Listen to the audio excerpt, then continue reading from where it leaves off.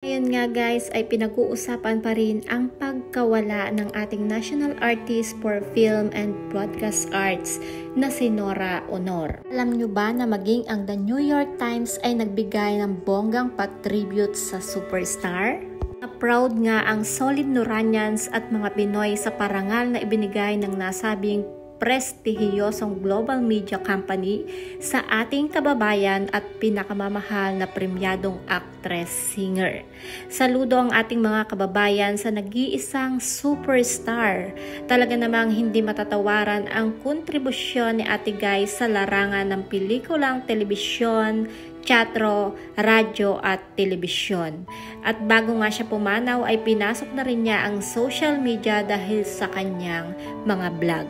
Buhay na buhay si Nora sa ating kamalayan kahit isang buwan na siyang pumanaw dahil pataas ng pataas ang views ng mga lumang movies niya na naka-upload at iba pang SOCMED platforms apps. Kung nga guys ay muling ipapalabas sa Metropolitan Theater ang tatlo sa classic movies sa Atsay, Tatlong Taong Walang Diyos at America.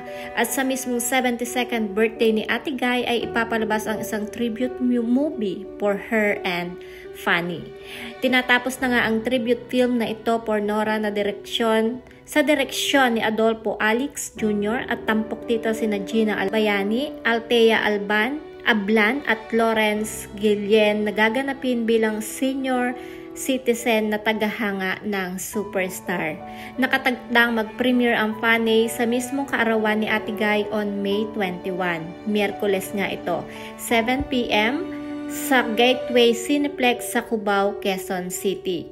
Ayon nga kay Direk Adolf, baka sa June na ipalabas ang isa sa huling natapos na pelikula ng national artist ng Kontrabida.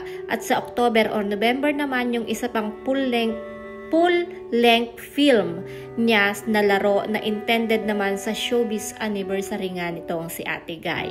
Oh, you did good when the New York Times bid you farewell. Ngayon ng The New York Times, sabi nga, Nora Aunor, a powerful Filipina actress and singer who for nearly 60 years captivated audiences. Her devoted fans were called Noranians, earning the nickname The Superstar. Died last month. Ang nakaka-proud nga, no? And yes, she was the only known superstar in the Philippines sa both movies and music. Very famous in the Philippines during 70s, 80s, and 90s era. And the Philippine national artist from 2022 until her death. She was given state funeral last month as a privilege for being a national artist. Star Nora Aunor. Rest in peace.